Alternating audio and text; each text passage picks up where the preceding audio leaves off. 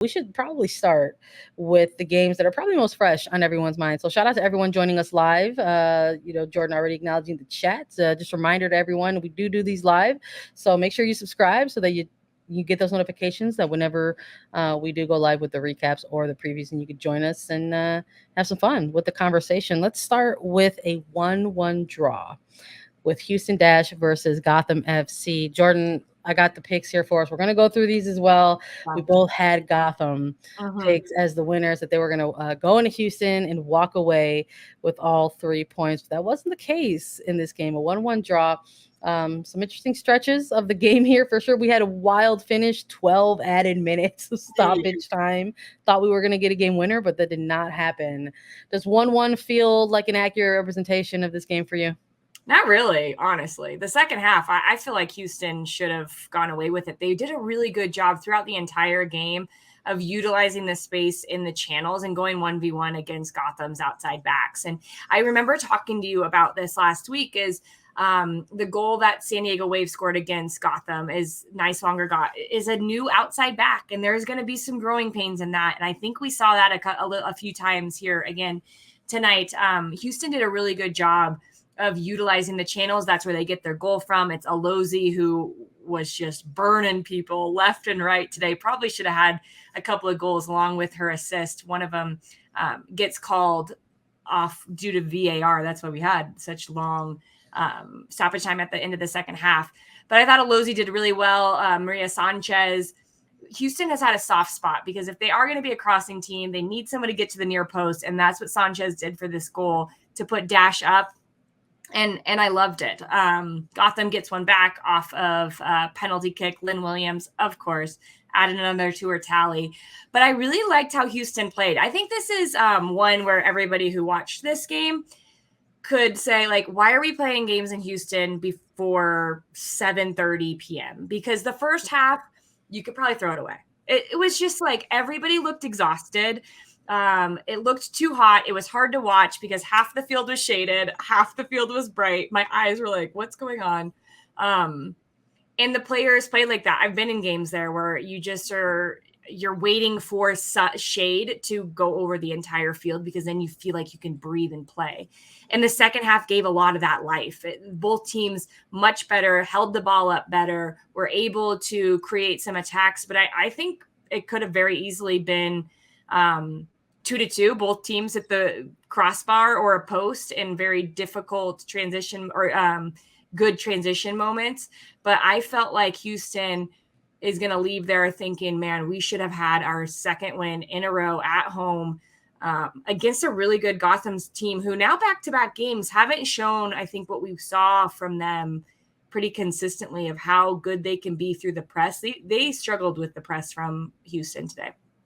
Yeah, absolutely. I thought in stoppage time there, it was another example of just maybe things not going Houston's way a little bit. I mean, this opportunity that they had early in stoppage time where Schmidt is facing nearly a wide open net, and this attempt that she takes hits the crossbar, and I thought, gosh, that's the game winner right there, and it just doesn't end up happening, working out for them. I love you mentioning Maria Sanchez, just to bring a little bit of the preview on here. I remember when we were talking about making picks for this game that when it came to Houston's attack, that we felt that she's probably been the most consistent component of that attack for Houston. And if there's a way that Gotham could sort of game plan for that they'll have a way to perhaps try to eliminate maybe some of the threat for the goal scoring in this game. But it's irony at its best, right? That we talk a bit about that, and then she's not only the player that helps generate attacks, but facilitates this goal. She continues a run and then gets that breakthrough. But it just sort of felt like maybe that second one was going to come for this team, but it just didn't pan out their way, and it doesn't really do too much for them in terms of the actual final result, in the standings. And I think we'll talk about this throughout the episode a bit because we're talking about wrapping up week 11, and it's officially the point in the season where every single club, all 12 teams, are tapping into the halfway point of a 22 game season. And I think when you kind of make note of that as a player or your coaching staff, you look ahead to this second half of the season maybe a little bit differently than you did in that first. The games maybe have a little bit of a different sense of urgency to them. I think especially when you kind of have these moments where you have two teams going head to head. Maybe it's not two teams in the upper half of the table, but maybe it's an upper half team and that team that is trying to leapfrog into that upper half. And you have a game like this where it maybe feels kind of entertaining at times, but they're ultimately ends up not being a winner. Yeah, I do think the pressure is more on the team that needs to find themselves up in the standings more so for the Dash here. But I also think for Gotham, what a weird week it was and how they handled maybe, I don't know the ins and outs. I didn't get to talk to the coaches this weekend because I wasn't on any games, which was a little strange, just from my perspective. But maybe not having the opportunity to train as much, at least out on the pitch, and did that show in some of the things that they were trying to execute on the field because they never got to go out and do that before they traveled to Houston. So I think that is something I think about. And there is pressure on these teams and we'll talk about it. But for Houston, I think they're showing signs that this team can create and go forward and wreak some havoc against other squads. And a lot of it has gone around Alozie and her. She flipped a switch and has decided I'm going to get after players 1v1. And that opens up so many different opportunities to not just get in behind, but then if a defender backs off, there's a passing lane that then is opened up. So when you make defenders make decisions, things start to benefit in your direction. I think that's what we're seeing from Houston. Yeah, do you think maybe at some point, like later in the second half of the game, like once you sort of get past that hour mark, that if you're both two teams who are chasing 3 points at that stage of the game, that maybe things could have the possibility of getting a little bit more physical? Because we saw some of the yellow start coming out, towards the latter stage of this game. Do you think like maybe that kind of stuff maybe ends up affecting both sides of the ball here? Yes, I do. I think so. And both of these teams, I think, weren't going to be happy with the way that they performed in the first half. And that adds to it, too, because you want to come in if you are a substitute and be effective and make a difference. I think we see the crazy tackle from Kelly Herrera. She hasn't played in a while, too. So she's going to want to come in and make a difference. And sometimes your timing is off. And so there was a tackle there. I think Chapman always teeters on that edge of, man, this is a wild tackle, or like she times it exactly right. When you teeter that edge, you also get a lot of yellow cards. I think easily she could have had 2 yellows in this game and it could have been a totally different game. But I do think that the way the first half dictates more what we saw in the second when it comes to the physicality, because if things aren't going right with the way, neither team could hold the ball up. So I think they were thinking, all right, we're not going to get outworked. And sometimes when you have that mentality, you're just going to foul a little bit more. And that's what we saw in the second half. And it resulted in a few yellows. Yeah, it sure did. But I mean, they split the points in this one. Gotham in 5th and Houston staying still on the outside looking in when it comes to the standings at the midway point of the season. Let's talk a little bit about the other game that closed out Sunday evening and week 11 for NWSL.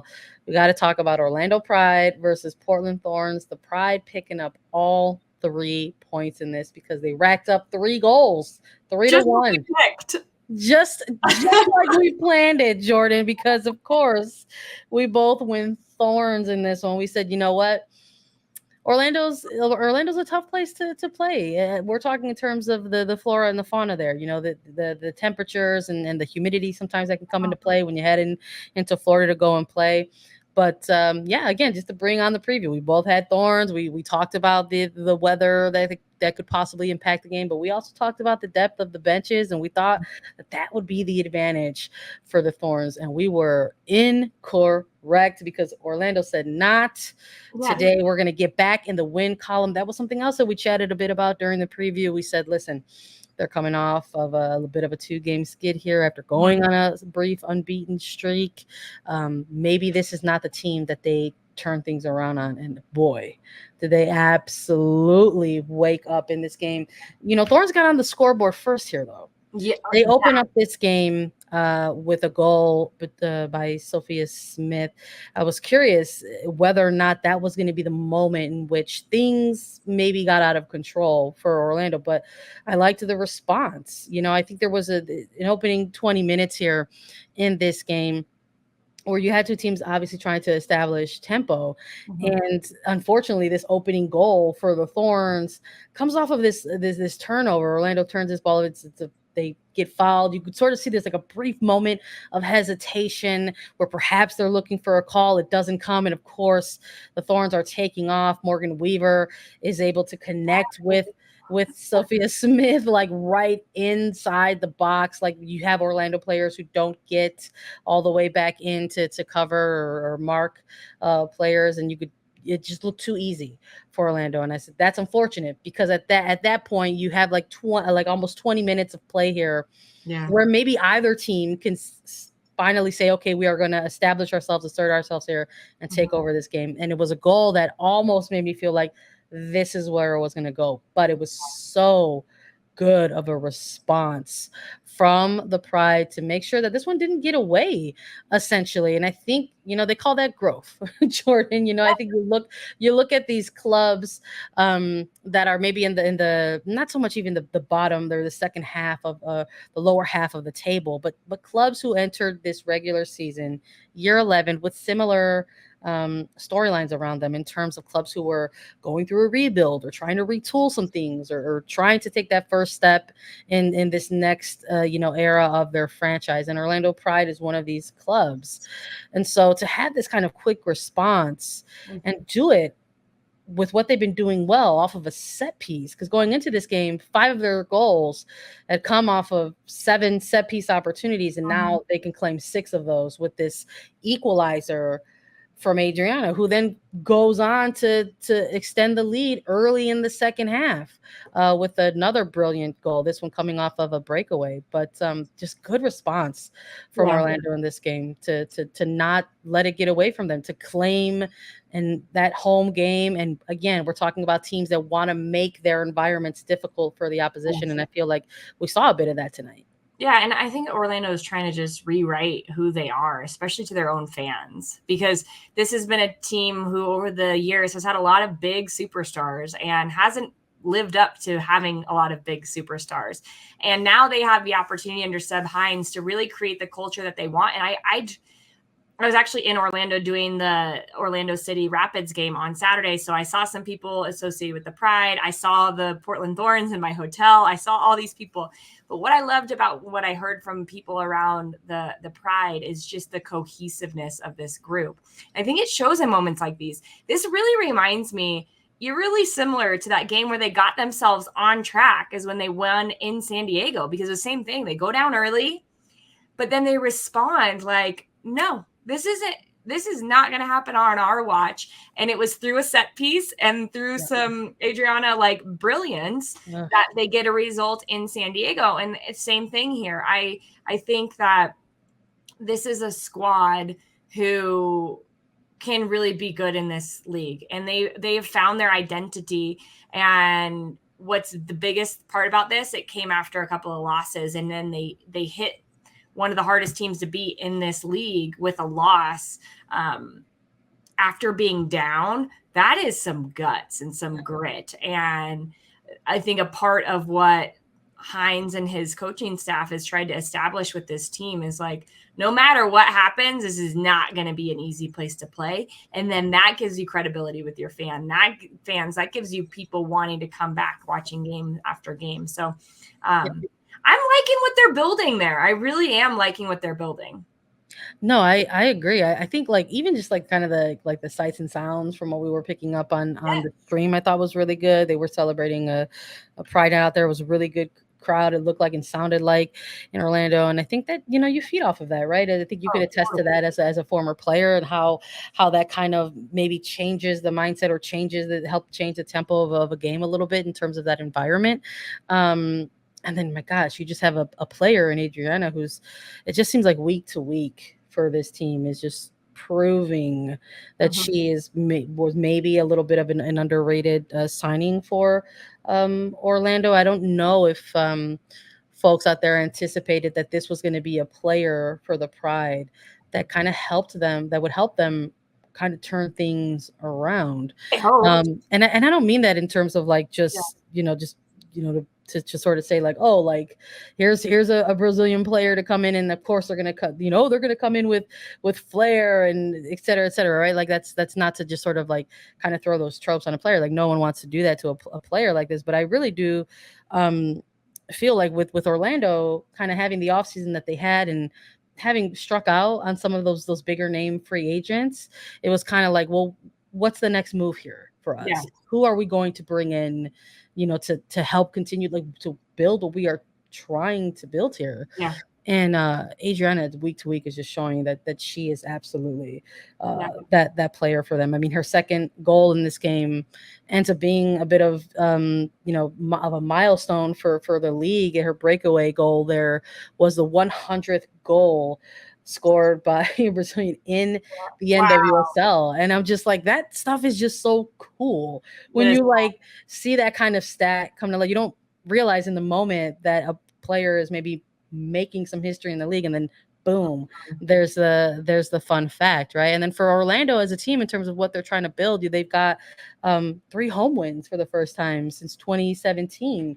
And I mean, for folks who don't remember, because it feels like a long time ago, that was the last time Orlando made a postseason, and the only time they ever made a postseason. It was in 2017. and they have 11 more games to go. Well, not home games, but half of that. Like, they're in a good place when you're talking about only having that many home games and what Yeah. they can do in the I future. love that you brought up that result, against the Way, because I mean, we're looking at teams who are sitting in different spots on the table. And if this is a second half team, or excuse me, a lower half table team that can kind of play spoiler a little bit against some of those upper half of the table teams, I think those are like big boosts, for a team that's trying to build things. And I think when you sort of cap off this game by subbing on your rookie who Ooh. comes in here and just like makes an immediate impact, Messiah Bright just kind of, icing the game with a goal. And while the Thorns, that first goal, I was like, oh, that just looked too easy. Messiah Bright does the same thing against Portland. It makes it look like way too easy. And I'm just like, goodness, Yeah. Orlando is out here not only putting together good performances, but looking like they're having a lot of fun doing it as well. Yeah. I mentioned before this game, one last thing is I felt like this was going to be a real big test for Madrill and her ability in the back. Seems like she stepped up and did a pretty good job managing the front. Not even the front three of Portland, but just everything that they can throw at you. No, absolutely. And I think for the, on the loss, for the losing side of things in Portland, I think this is, another game that they have across their, first half of the season to look at and say, there have been some games this season where we've bled some goals. Yeah. This Portland Thorns defense, Bella Bixby, the anchor in net there. This is not the first game where they have, let in a significant amount of goals. And I think it's a little bit telling, right? When I think there's maybe the rotation or the availability for the back line and how they're going to look at things. Menges not available tonight when the start. Sauerbrunn has been someone trying to work her way back, and it's showing. It has showed a bit. I think for this team moving forward. I think maybe maybe it's not something that you necessarily as opposition are going to game plan for, but it's something to take note of, I think, at this point in the season. Yeah, absolutely. I think everybody's looking at what's our depth look like when there's a lot happening in the next month, and they're going to be without players. And so if your depth isn't there now, what's it going to look like in a month? Which yeah, no, for sure. Something about I don't know. We'll see. It's Portland. They still stay in the upper half at this halfway point of the season, and Orlando bumped themselves up to number 8 in the standing. So they are sitting in that kind of like middle gray area of the table, which is not a bad place to be, I think, at this stage of the season. So we'll definitely keep an eye on how both of these teams build into their next weeks. But